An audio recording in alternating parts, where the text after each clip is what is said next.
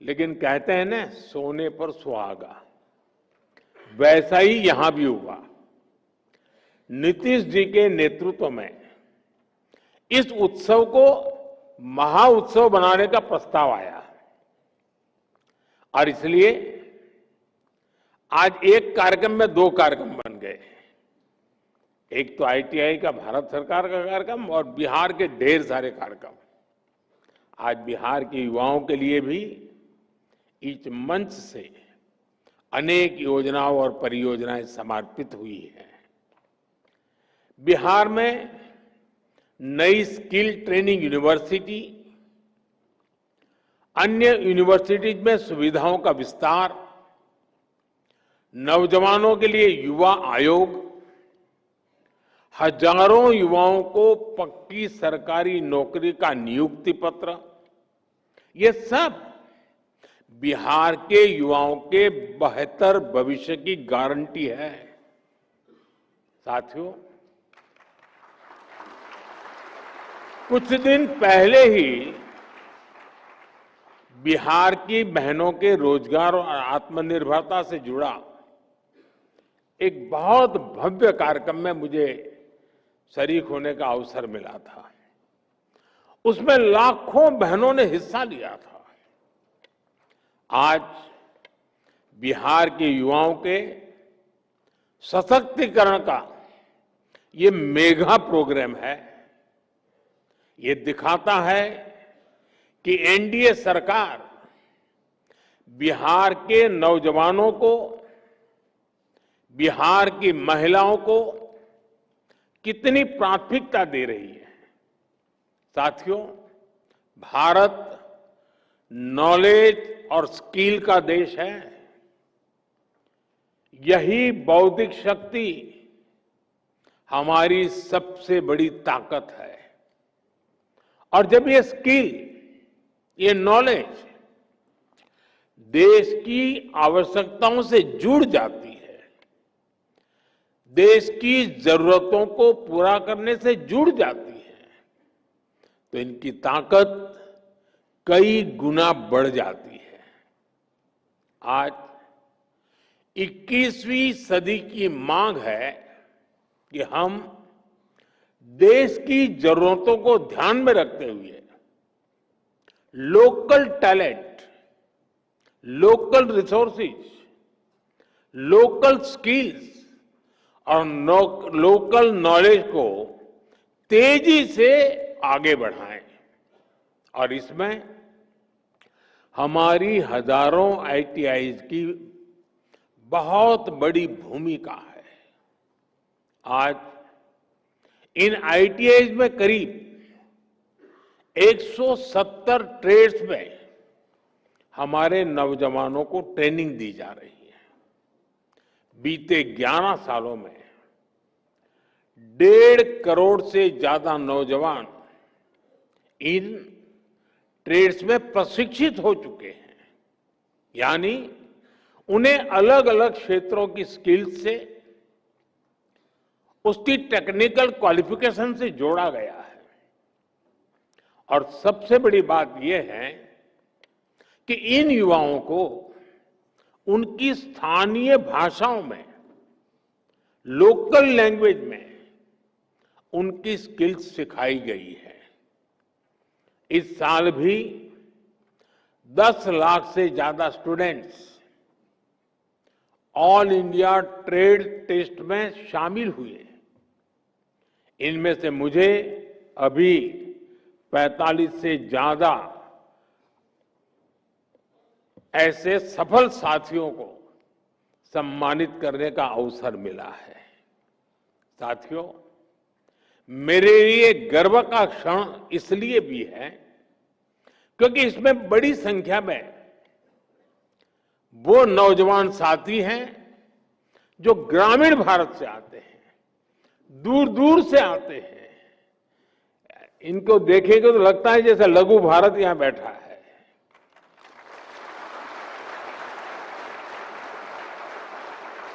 इसमें हमारी बेटियां हैं, हमारे दिव्यांग साथी हैं और इन सब ने अपने परिश्रम से ये सफलता हासिल की है। साथियों, हमारी आईटीआईज इंडस्ट्रियल एजुकेशन के बेहतरीन संस्थान तो है ही, ये आत्मनिर्भर भारत की वर्कशॉप है।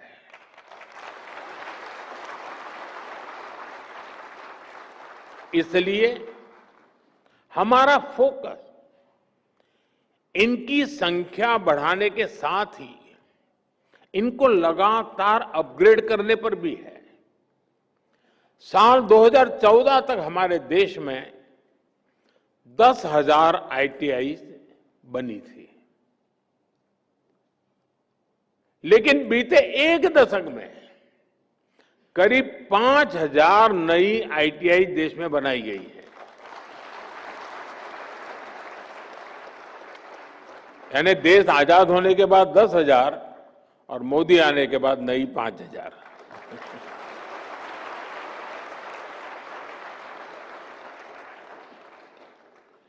इंडस्ट्री को आज कैसी स्किल चाहिए, 10 साल बाद किस प्रकार की स्किल लगेगी, इसके लिए आईटीआई नेटवर्क को तैयार किया जा रहा है।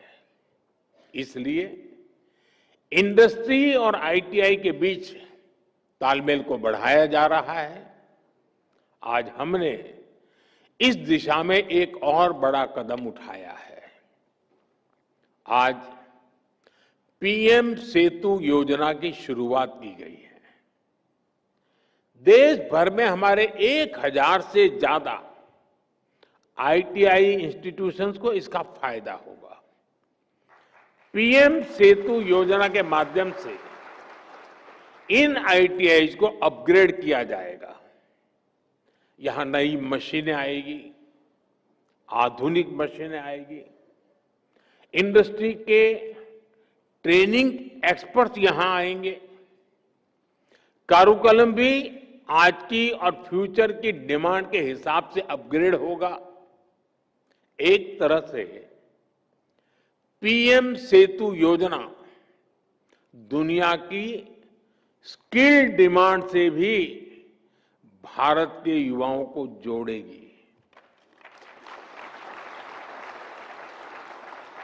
मेरे नौजवान साथी, आप लोग देखते होंगे इन दिनों अनेक देशों के साथ हमारे जो एग्रीमेंट हो रहे हैं, उसमें एक विषय उनका होता है कि भाई हमें आपके देश के स्किल्ड मैन पावर की जरूरत है। हमारे नौजवानों के लिए दुनिया में नए अवसर बन रहे हैं। साथियों, आज इस कार्यक्रम से बिहार के हजारों युवा भी हमारे साथ जुड़े हैं।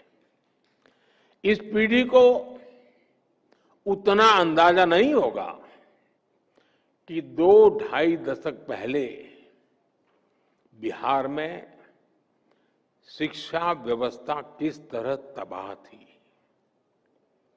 ईमानदारी से न स्कूल खुलते थे, न भर्तियां होती थी।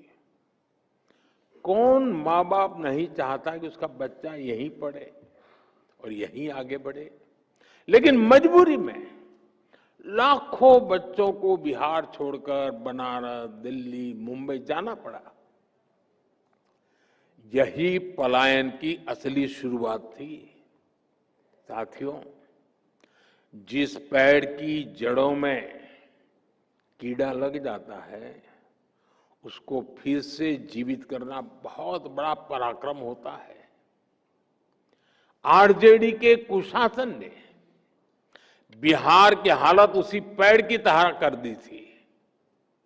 सौभाग्य से बिहार के लोगों ने नीतीश जी को सरकार का दायित्व सौंपा और हम भी सभी साक्षी हैं कि कैसे एनडीए की पूरी टीम मिलकर बिगड़ी हुई व्यवस्थाओं को फिर पटरी पर लाई। आज यहां इस कार्यक्रम में भी हम इसकी एक झलक देख रहे हैं। साथियों, मुझे खुशी है कि आज के कौशल दीक्षांत समारोह में बिहार को एक नई स्किल यूनिवर्सिटी मिली है।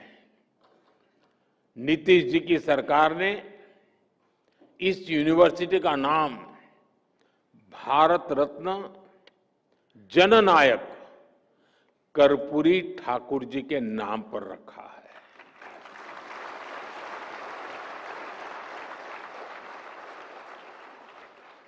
और कर्पूरी ठाकुर जी को जननायक ये सोशल मीडिया की ट्रोल करने वाली टीम ने नहीं बनाया। कर्पूरी ठाकुर को जननायक बिहार के जन जन ने बनाया और उनके जीवन को देख करके बनाया था। और मैं तो बिहार के लोगों को कहूंगा कि जरा चौकन्ने रहिए। ये जननायक पद कर्पूरी ठाकुर से ही शोभायमान है। आजकल लोग ये जननायक की भी चोरी करने में लगे हैं और इसलिए बिहार के लोगों से मैं जागरूक रहने का आग्रह करूंगा कि हमारे कर्पूरी ठाकुर साहब का ये जनता द्वारा दिया गया सम्मान कोई चोरी न कर जाए। भारत रत्न कर्पूरी ठाकुर जी ने अपना पूरा जीवन समाज की सेवा और शिक्षा के विस्तार में लगाया।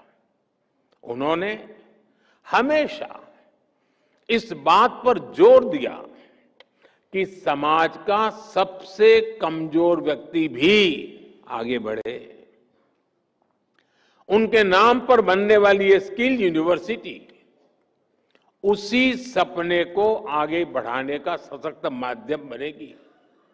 साथियों, एनडीए की डबल इंजन सरकार लगातार बिहार के शिक्षा संस्थाओं को आधुनिक बनाने में जुटी है। आईआईटी पटना में इंफ्रास्ट्रक्चर के विस्तार का काम भी शुरू हो चुका है। आज भी बिहार में कई बड़े शिक्षा संस्थानों के आधुनिकीकरण का काम आरंभ हुआ है। एनआईटी पटना के बिहटा कैंपस को भी अब हमारे होनहार विद्यार्थियों के लिए खोल दिया गया है। इसके अलावा पटना यूनिवर्सिटी, भूपेंद्र मंडल यूनिवर्सिटी, जयप्रकाश विद्यालय, छपरा और नालंदा ओपन यूनिवर्सिटी, इन सभी संस्थानों में नए एकेडमिक इंफ्रास्ट्रक्चर की नींव रखी गई है। साथियों, अच्छे संस्थानों के साथ साथ नीतीश जी की सरकार बिहार के नौजवानों की पढ़ाई का खर्च भी कम कर रही है।